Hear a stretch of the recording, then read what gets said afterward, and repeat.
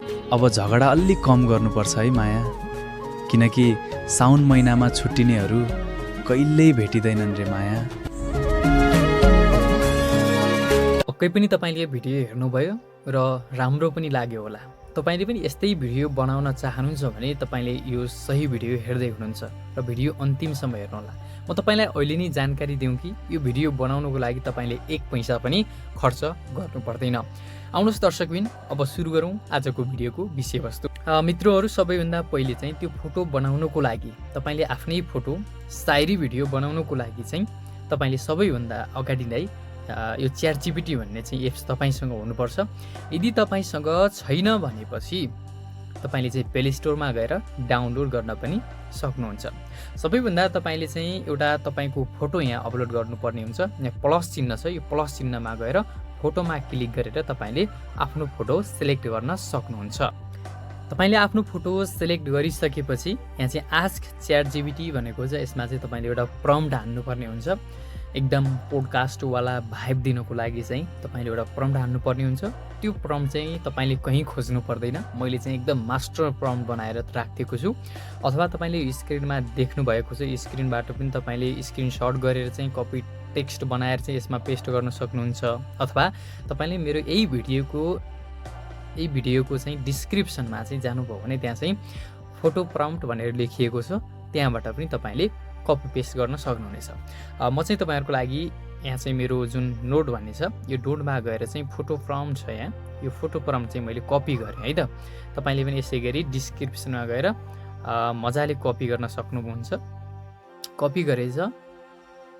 Copy गरिसकेपछि तपाईँले चाहिँ पेस्ट गरे मात्रै भइहाल्यो।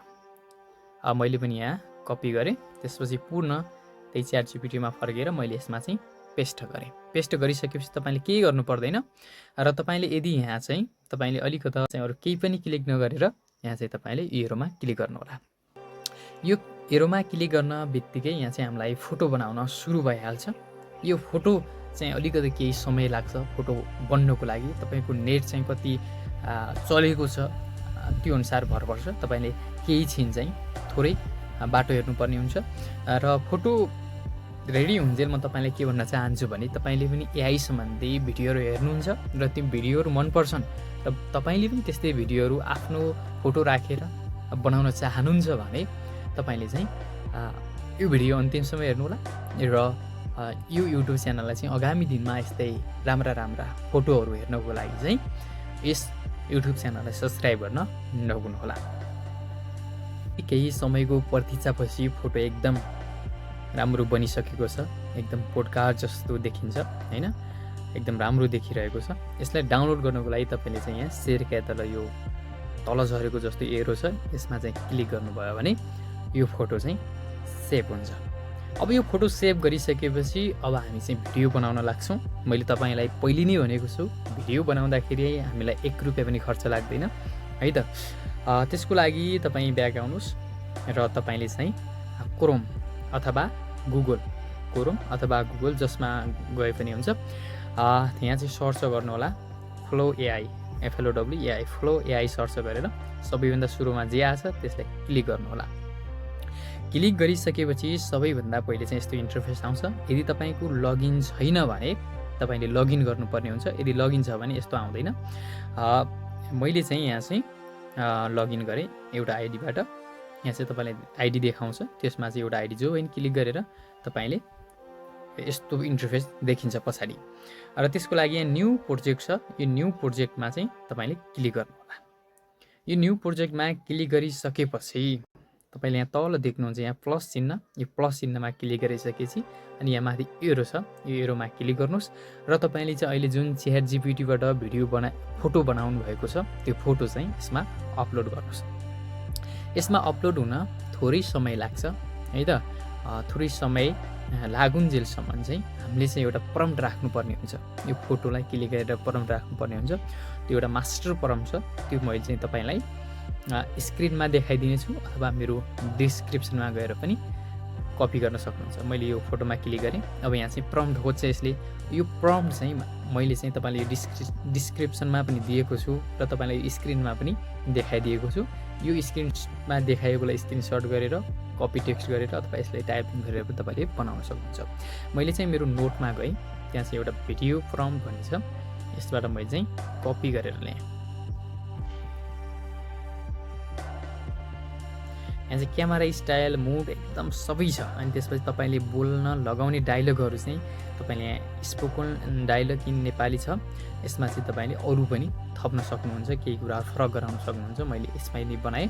यहाँ कपी गरिसकेपछि मैले यसको तल पेस्ट गरिदिएँ है, यसलाई थिचिराख्ने अनि पेस्ट आउँछ, पेस्ट गरिदिएँ। अनि तपाईँले यहाँ देख्नुभयो होला यो है भिडियो यो बनाउनको लागि चाहिँ जस्तो यसमा क्लिक गर्ने, यसमा क्लिक गरिसकेपछि जस्तो तपाईँले इमेज पनि हुनसक्छ, तपाईँले भिडियोमा क्लिक गर्नुहोला।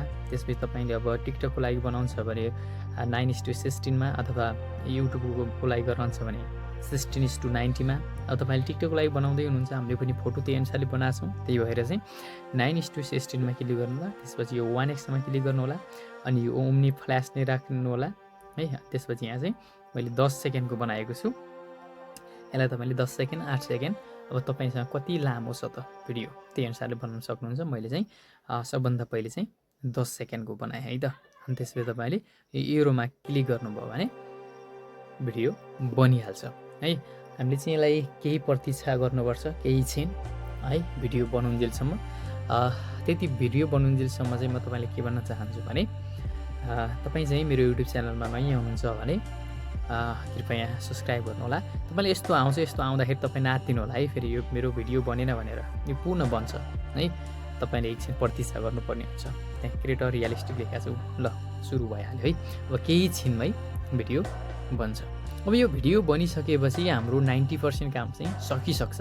तपाईँले चाहिँ यसलाई चाहिँ अझ राम्रो बनाउँछु भनेपछि तपाईँले जुनसुकै हाम्रो एडिटिङ एप्स क्यापकट भयो, बिहान भयो, रिल्समा गएर पनि तपाईँले एडिट गर्न सक्नुहुन्छ अथवा त्यसमा गएर ब्याकग्राउन्ड म्युजिक राख्न सक्नुहुन्छ। त्यो मैले तपाईँलाई सिकाउनु परेन, तपाईँले जान्नुभएको होला।